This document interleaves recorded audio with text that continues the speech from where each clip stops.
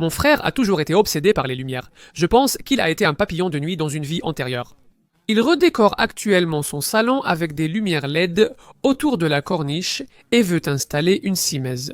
Je vais l'aider à faire ça aujourd'hui. J'ai apporté tous les outils et matériaux nécessaires, ainsi que des morceaux de médium densité fibre de 18 mm découpés à la scie sur table à l'atelier. J'expliquerai leur utilité plus tard. Mon frère avait déjà enlevé toute l'ancienne corniche et nous allons commencer par installer la simèse, que mon frère voulait aligner avec le haut de l'encadrement de la porte. Le trépied ne me permettait pas de placer mon niveau laser assez haut, mais celui-ci a un aimant à l'arrière. Où as-tu trouvé cette astuce? Voici les moulures de simèse en médium densité fibre. Je détaillerai les coûts et l'achat des matériaux plus tard dans la vidéo. La première pièce peut être découpée sur mesure et j'ai apporté ma scie à onglet.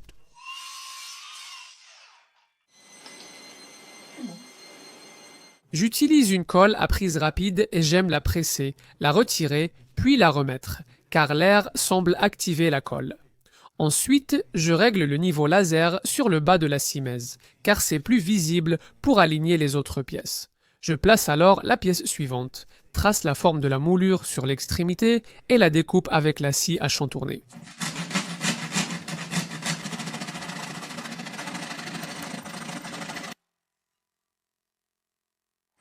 Ensuite, je dois couper un onglet externe. C'est le seul onglet externe dans toute la pièce, tous les autres sont internes. Pour finir l'onglet externe, on applique un peu de colle cyanoacrylate et un spray activateur pour un séchage rapide. Pour les grandes longueurs, j'ai mis quelques clous pour éviter que ça ne s'affaisse avant que la colle prenne. Je les ai laissés dépasser pour qu'ils soient retirés facilement et les trous rebouchés ensuite.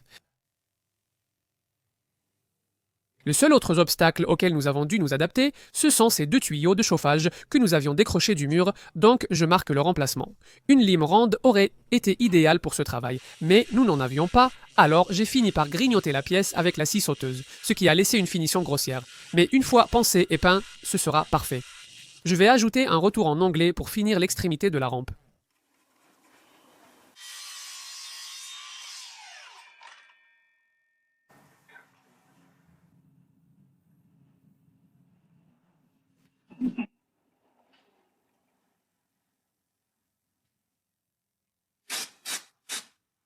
Sur le mur le plus long, nous avons assemblé plusieurs longueurs avec une coupe à 45 degrés, car cela donne un rendu plus propre qu'un joint droit.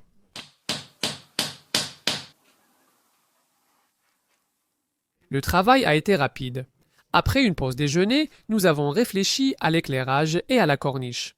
Avec mon compas réglé à 90 mm, j'ai tracé une ligne au plafond autour de la pièce, car la corniche mesure 90 mm de profondeur et de largeur. Au départ, mon frère avait accidentellement acheté une corniche de mauvaise taille parce qu'il n'avait pas réalisé que les mesures indiquées sur le site web étaient prises en diagonale, d'un coin à l'autre.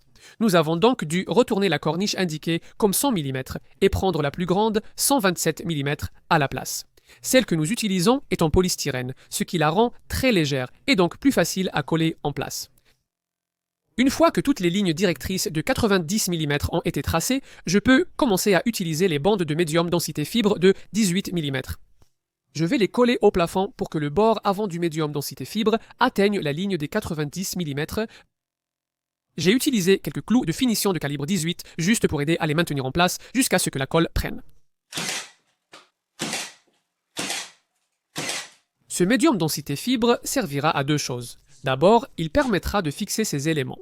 Ceci est un profilé en C en aluminium qui est livré avec un diffuseur qui se fixe à l'avant et je laisserai des liens vers ce matériel dans la description ci-dessous. Celui-ci mesure 18 mm de large, donc la même épaisseur que le médium densité fibre de 18 mm auquel il va être fixé. Il suffit de percer quelques avant-trous à l'arrière du profilé en aluminium pour le visser.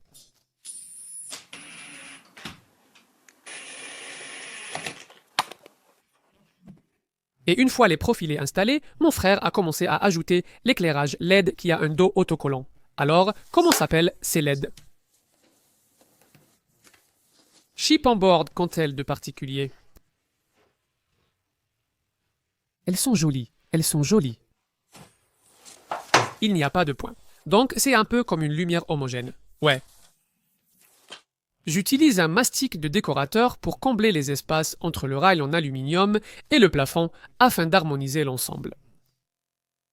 Le diffuseur peut ensuite être installé pour masquer les LED et assurer une diffusion uniforme de la lumière. La deuxième raison de ces bandes de médium densité fibre est d'offrir plus de surface pour coller la corniche. Voici la première pièce à installer et Kate rentre pour expliquer comment nous l'avons découpée.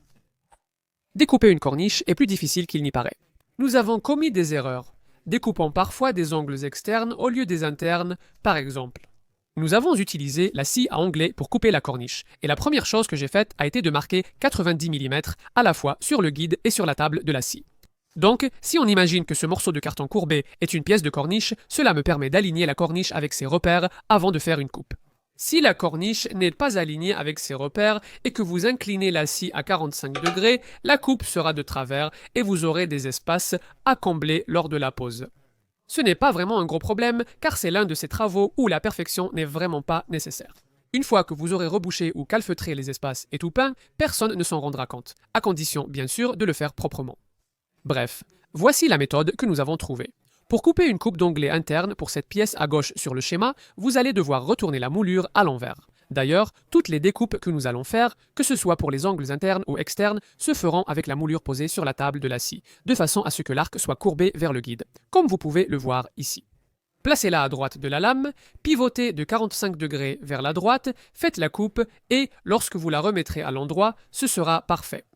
Maintenant, pour la pièce de droite, retournez à nouveau la moulure à l'envers, placez-la à gauche de la lame et pivotez de 45 degrés vers la gauche. Pour les coupes d'onglets externes, pour la pièce de gauche, placez-la à l'envers et à droite de la lame, pivotez vers la gauche et faites la coupe. Pour la pièce de droite, placez à nouveau la pièce à l'envers, à gauche de la lame et pivotez vers la droite. Je n'ai rien trouvé en ligne qui explique cela de façon simple à comprendre, alors j'espère que vous trouverez cela utile la prochaine fois que vous devrez couper de la moulure avec la scie à onglet. D'autres bonnes options incluent les blocs guides à onglet ou les gabarits de coupe qui vous permettent de couper la moulure avec une scie à main, mais nous n'avions aucun de ces outils sous la main. Mon meilleur conseil serait d'en acheter un peu plus que ce que vous pensez avoir besoin et de ne pas vous en vouloir si vous ne réussissez pas du premier coup. Ces tuyaux exigeaient aussi des découpes dans la moulure.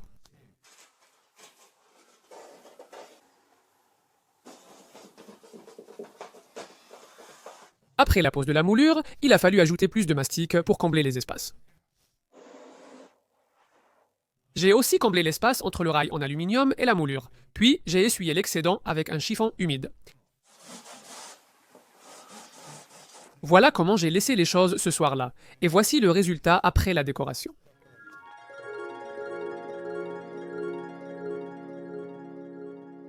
Ils ont opté pour un schéma de couleur audacieux, du noir satiné. La pièce est très lumineuse et le résultat est joli.